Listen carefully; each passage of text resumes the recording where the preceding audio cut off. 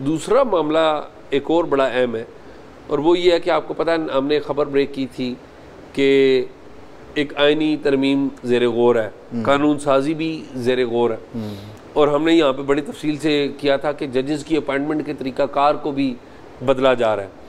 तो मेरी इतलात के मुताबिक पीपल्स पार्टी और नून लीग में एक इख्तलाफ हो गया। अच्छा। पीपल्स पार्टी का ये कहना है कि जो जजेस हैं वो जजेस की अपॉइंटमेंट का जो तरीक़ाकार है उसका, एक तो पैनल बनाने की बात हुई ना कि सुप्रीम कोर्ट का जज एक पैनल के जरिए आए, आर्टिकल 180 है जिसमें चीफ जस्टिस की अपॉइंटमेंट के लिए, और हमने आपको याद है हमने बात की थी कि जस्टिस अमीनुद्दीन को वो चाहते हैं कि वो लगा ले, याद है ना हमने ये बात की थी कि 4 जजेस का पैनल हो, आपने 4 या 5 जजेस का पैनल बनाकर भेजें और उसमें से एक जज को चुना जाए वो चीफ जस्टिस बने। ठीक है, एक तो ये है। लेकिन सूबों में भी जो जजेस की तैनाती है हाई कोर्ट्स की, वो हाई कोर्ट्स में भी ज़ाहिर है उसका जो तरीक़ाकार है वो भी बदला जाए, क्योंकि इफ्तिखार चौधरी साहब के दौर से जो तरीक़ाकार चला आ रहा है वो ये है कि अब जजेस अपने चैम्बर के लोगों को जज बना लेते हैं, जिसकी जज साहब के साथ सट पंजा है वो जज बन जाएगा। तो इसके ऊपर इख्तलाफ है। इस वक्त जो मेरी इतलात के मुताबिक कौमी असम्बली में इन्होंने नशिस्तें पूरी कर ली हैं और तादाद इनके पास पूरी है, और बाज़ लोग पीटीआई के भी वो भी पुरस्कार तौर पर गायब है। अच्छा। पीटीआई के जो अरकान कौमी असम्बली, आपको शहरियार अफरीदी का ही नजर आए? वो मेरा ख्याल है पिछले दिनों कोई सोशल मीडिया पे तस्वीर आई थी, कासिम सूरी के साथ मिल रहे थे। कासिम सूरी अमेरिका में है। अमेरिका में कासिम सूरी।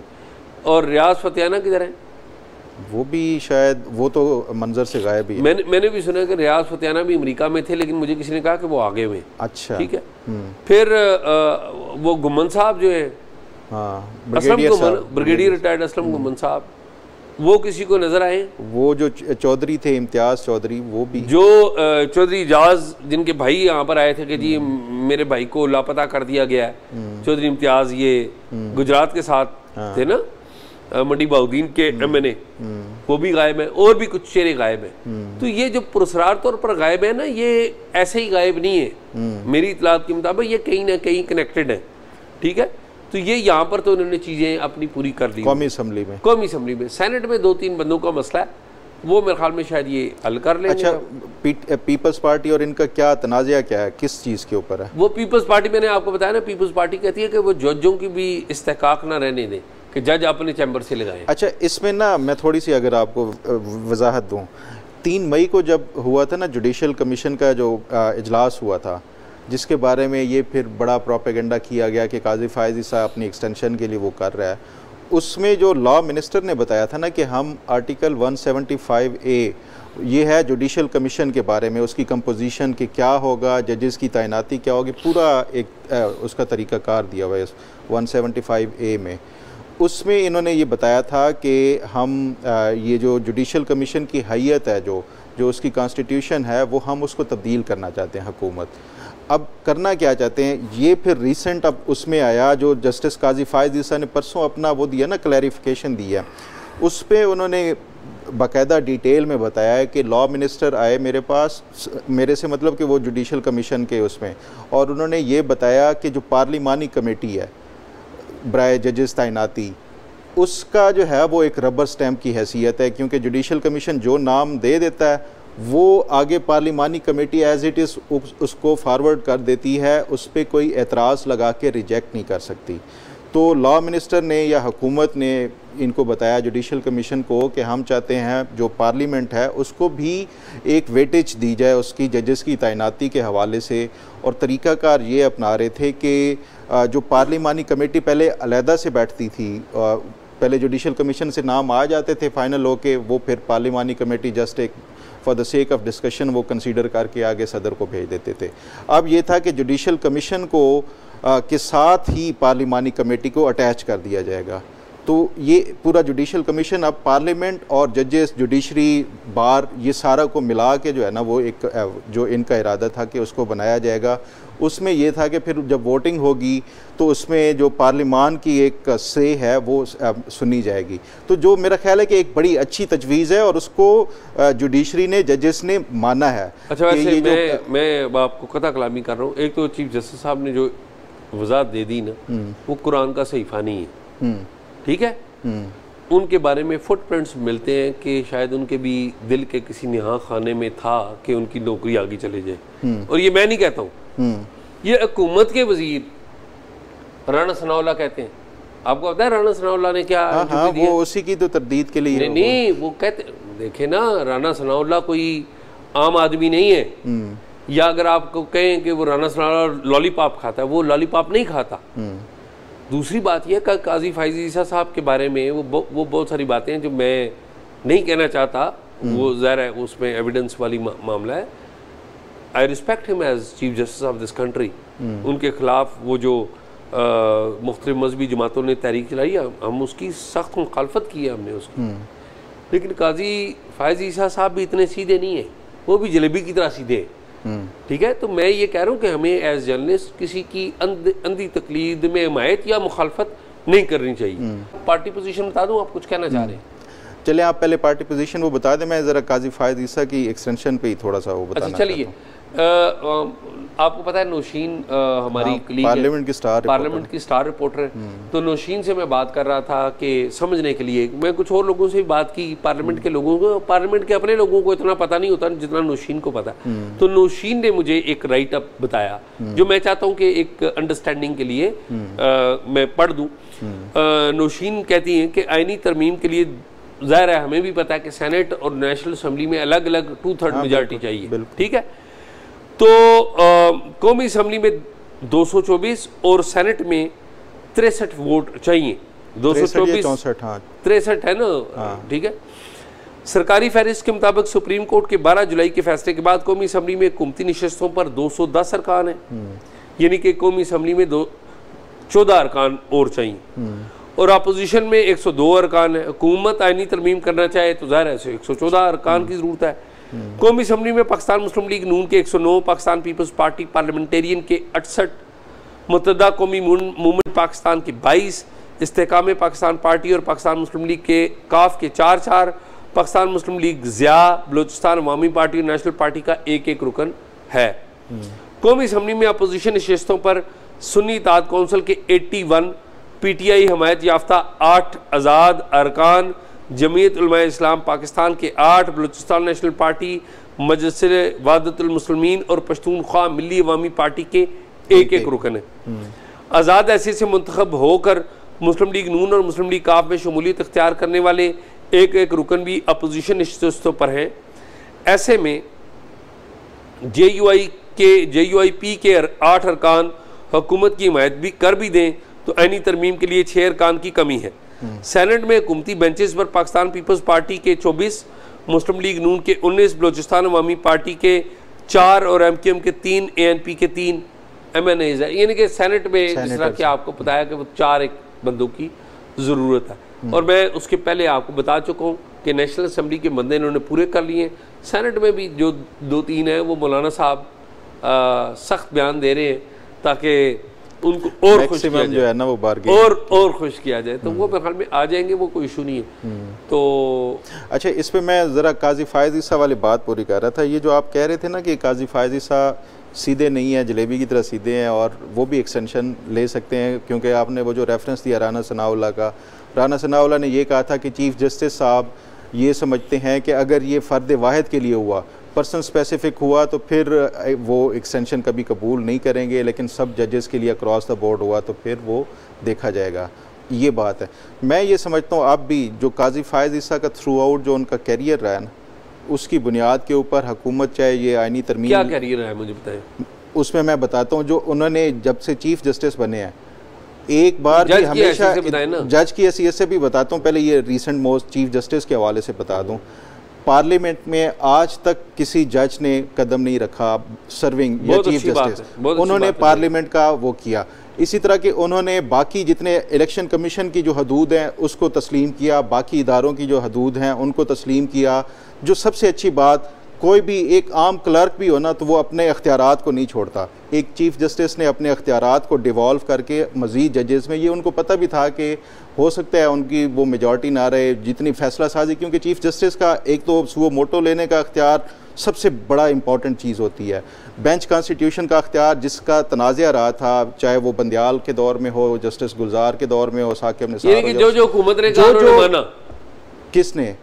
जो हुकूमत ने नहीं शाहजी, ये आप ट्विस्ट कर रहे हैं। ये हुकूमत ने नहीं, चीफ जस्टिस ने अपने अख्तियारात तफवीज़ कर दिए, नीचे तक कोई भी नहीं करता। एक मिनट ना, आप एक ही बात है ना, सुन लेना। हुकूमत कौन है? हुकूमत यही वाले आप कह रहे हैं, ये एस्टैब्लिशमेंट। एक मिनट ना, एस्टैब्लिशमेंट और हुकूमत एक ही है ना इस वक्त। हुकूमत कौन है? जो कि पार्लियामेंट में ज्यादा जिसकी अक्सरियत है, ठीक है। हुकूमत ने जो बिल पास किया उन्होंने माना ना। नहीं, आप यही बात कर रहे हैं ना कि जो हुकूमत ने कहा उन्होंने माना। ये फिर वही बात है कि हुकूमत ने शाहजी नहीं किया कि वो ये कहते हैं, सुन लेना, मैं अब आपको आपकी आर्ग्यूमेंट बता देता हूँ। उन्होंने ये कहते हैं, वो काजी साहब ये कहते हैं कि मैं पार्लियामेंट को सुप्रीम समझता हूँ, जो कि बड़ी अच्छी बात है। ये अच्छी बात है, मैं कोई उसके, लेकिन मैं ये बात कर रहा हूँ कि काजी साहब ने इस इकदाम से जो अपने इंस्टीट्यूशन की, या तो ना कहें कि जी नहीं ये मेरे इंस्टीट्यूशन में काम में मुदाखलत है, पार्लियामेंट अपना काम करे, ठीक है। क्या इनके इंस्टीट्यूशन अपना काम कर रहे हैं? क्या पार्लियामेंट अपना काम कर रही है? दोनों नहीं कर रहे हैं ना काम तो दोनों नहीं कर रहे। तो काजी साहब ने अपने इंस्टीट्यूशन के लिए भी नहीं खड़े हुए, जैसा कहा गया वैसा उन्होंने किया और कोई इतराज़ भी नहीं किया। और ये तरमीम क्यों लेके आए थे? ये अता बंदियाल साहब की वजह से लेके आए थे, क्योंकि उमर अता बंदियाल साहब क्या करते थे, एजाजुल हसन, वो मुनीब साहब और मुज़ाहिर अकबर नकवी, इस तरह के जजेस की अपनी पसंद की वो बना देते थे, उनके लिए लाए थे। शाहजी, जो उमर अता बंदियाल था आउट गोइंग था उस टाइम जब ये लेजिस्लेशन आई थी, फिर उसके बाद चैलेंज हो गया, सारा कुछ हुआ, तो वो उमर अता बंदियाल का तो चंद एक माह थे या जो भी एक टेन्योर था, ये आगे के लिए एक सिस्टम के लिए देखें, ये अदलिया को अगर काम करना है तो इसी तरह ही होता है, ट्रांसपेरेंट तरीके से। और दूसरा जो इस आप ये कह रहे थे ना कि हुकूमत की बात उन्होंने मानी, हुकूमत की बात नहीं मानी, उनका ये मानना है कि पार्लियामेंट सुप्रीम है, वो कानून साजी किसी भी कानून साजी किसी भी किस्म की कर सकती है।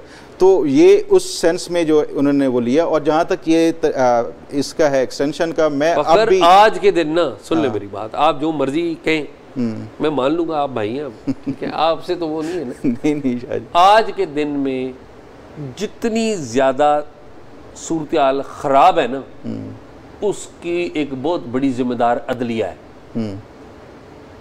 मानते हैं इस बात को? और अदलिया का सरबराह कौन है? चीफ जस्टिस काजी फायज ईसा। बस मेरा आर्ग्यूमेंट खत्म है। आप उनके हक में जो मर्जी कहें। मैं उसके हक में नहीं, मैं सिर्फ अपनी एक बात, मैं अब भी ये समझता हूँ अगर हुकूमत ये एक्सटेंशन का वो बिल पास कर ले, आईनी तरमीम, फिर भी मैं ये इन्फॉर्मेशन बेस नहीं कह रहा, मैं सिर्फ इनका ट्रैक रिकॉर्ड देख के, नहीं ट्रैक रिकॉर्ड देख के ना मैं ये समझता हूँ ये एक्सटेंशन नहीं लेंगे, इस्तीफा दे देंगे। हमने इफ्तिखार चौधरी साहब को हीरो बनाया, हम मीडिया वालों ने, नतीजा देख लें उन्होंने क्या तबाही की। हम लोगों को हीरो और विलन बनाते हैं। नहीं शाहजी, आप तो मीडिया विलन बना रहे हैं ना, आप तो विलन नहीं बना रहे हैं। हीरो भी कुछ बना रहे हैं ना, आप हीरो बना रहे हैं। नहीं, मैं हीरो नहीं, मैं हकायक के साथ, आप मेरे साथ हकायक के साथ बात करें। मैं की बात कर, लेकिन आप मुझे देखें, हमारे बहुत सारे दोस्त हैं जिन्होंने काजी फायज ईसा साहब के हक में ही एक कैंपेन चलाई हुई है। कोई एक तनकीद मुझे बता दे नहीं है उनकी तरफ से आएगी। एक खास ग्रुप नजर आएगा और एक खास ग्रुप नजर आएगा जो उनके बिल्कुल मुखालिफ ही चल रहा है। हम केस टू केस तो चीजों को ऑब्जर्व नहीं केस टू केस ही देखते। और हम ये भी नहीं मानते कि कोई भी जज हो वो इंसान होता है, बेसिकली वो गलतियां भी करता है और वो दुरुस्त काम भी करता है, ठीक है। ये हालिया अदवार में जितने भी एक बड़े बड़े आईनी बहरान आए, उसमें अदलिया का कहाँ पर खड़ी थी? मैं बताता हूँ इस पे, फिर वो बहस लंबी हो जाएगी। शाहजी वही बात है, अदलिया का पहले होता ये था, सुओ मोटो ले लिया जाता था, कोई इस तरह का बहरान आता था ना, सुओ मोटो ले लिया जाता। अब क्यों नहीं लिया जाता? चीफ जस्टिस को ब्लेम किया जाता है कि ये खामोश होकर बैठ गए, 6 जजेस के ऊपर प्रेशर आया, इस्टेब्लिशमेंट ने दबाव डाला, उनको ब्लैकमेल किया, सब कुछ किया, चीफ जस्टिस ने कुछ नहीं किया।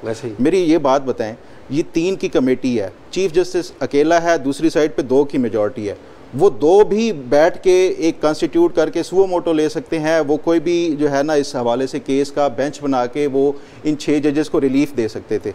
किया इन्होंने, लेकिन टारगेट काजी फायज ईसा को किया जाता है। तो ये केस टू केस और हकायक की बुनियाद के ऊपर भी बात करें ना, तो मेरा ख्याल है आपके साथ मैं पूरा दिन बहस करने के लिए वो बहरहाल इस पे किसी दिन मजीद बहस होगी तो वाली मैं तो बात नहीं कर रहा, क्योंकि आपने कहना कि वो ठीक है तो मैं नहीं। शाहजी आप मेरे साथ हकायक के साथ कि जजेस का 6 जजेस को हरासा किया गया, मैं भी मानता हूँ, गलत किया गया बिल्कुल। तो काजी साहब ने बुलाया किसी को? बिल्कुल बुलाया, फुल कोर्ट भी बैठा। आप ये फिर ये तो हकायक बयान है। किसको बुलाना चाहिए था? किसको? Chief justice Islamabad high court जाते ना। फिर यार मेरी बात सुने ना, जजों ने खत लिखा, जजों ने कहा कि जी हमारा चीफ जस्टिस जो है ना, हाँ। अपने चीफ जस्टिस पर अदम एतमाद किया, चीफ जस्टिस ऑफ पाकिस्तान पर एतमाद किया। हाँ। तो काजी साहब को किस पे एक्शन लेना चाहिए था? उन्होंने क्या किया पहले मैं ये बताएं। उन्होंने अपने घर में ही एक्शन ले लिया। उन्होंने एक्शन नहीं लिया, उसके बाद उन्होंने जो पहले एक बेंच कॉन्स्टिट्यूट किया, बेंच ने ये कहा कि एक कमीशन बनना चाहिए, inquiry of commission of inquiry act के तहत। यार वही उमर था बंदयाल साहब वाली बात ना, उसको अपनी पसंद के जज लगा दे, काम आगे बढ़े ना। शाहजी अपनी पसंद के नहीं, आप प्रैक्टिस एंड प्रोसीजर के बाद तो अपनी पसंद के नहीं होते ना। मेरी बात सुने, वो खुद बन सकते थे ना, आ सकते थे ना प्रैक्टिस एंड प्रोसीजर में, खुद बनते। जिन जिन पे इल्जाम था उनको भी लगा लेते, बुला लेते, और जिन्होंने लगाया था बुला लेते। पानी का पानी उधर नहीं जाना, उधर नहीं जाना है इसलिए कि वहां पर मामलात हैं। ठीक है, छोड़े अब इस बात को, वो क्विकली वो बता दें। मुझे ये बताएं, वो जज हुमायूं दिलावर के हवाले से ये था कि उनको हिरासा किया जा रहा है क्योंकि इमरान खान के खिलाफ उन्होंने फैसला दिया था तोशाखाना केस वाला। उसके बाद ये हुआ कि इनकी फैमिली के ऊपर कोई पर्चे शर्चे किए गए कि उनके ऊपर मुबैना तौर के ऊपर कोई हाउसिंग सोसाइटी की कोई ज़मीन का जो है वो खुद बुद का था। फिर फाइनल ये हुआ कि उनके खिलाफ KP गवर्नमेंट ने उनके वारंट गिरफ्तारी जारी कर दिए। ये हो गया, ये रिपोर्टेड फैक्ट्स हैं। अब आप बताएं कि आगे क्या हुआ। मेरे पास जो खबर है, मैं चूँकि ये लिखी हुई है, मैं उसका मोटे मोटे पॉइंट पढ़ देता हूँ। इनके जो जज साहब हैं हुमायूं दिलावर साहब के एक भांजे हैं, भतीजे हैं, उन्होंने FIA साइबर क्राइम में एक दरख्वास्त दी। उन्होंने इमरान रियाज और तकरीबन 7-8 और सोशल मीडिया एक्टिविस्ट हैं, अच्छा, उनके खिलाफ दरख्वास्त दी कि इन्होंने हरासा किया है हमें, इन्होंने ब्लैकमेल करने की कोशिश की और अदलिया को बदनाम करने की कोशिश की है, इनके खिलाफ मुकदमा दर्ज किया जाए। तो FIA ने इंक्वायरी के बाद इन अफराद के खिलाफ मुकदमा दर्ज कर लिया। अच्छा, इंक्वायरी करने के बाद इनको कोई ये मुकदमा दर्ज हो गया। अच्छा, यानी कि इमरान रियाज और इनके इस तरह के जो कोई और भी नामजद हैं इसमें? 7-8 लोग हैं। अच्छा, हाँ, तो मुकदमा दर्ज हो गया। तो उधर भी एक कार्रवाई है, इधर भी एक कार्रवाई।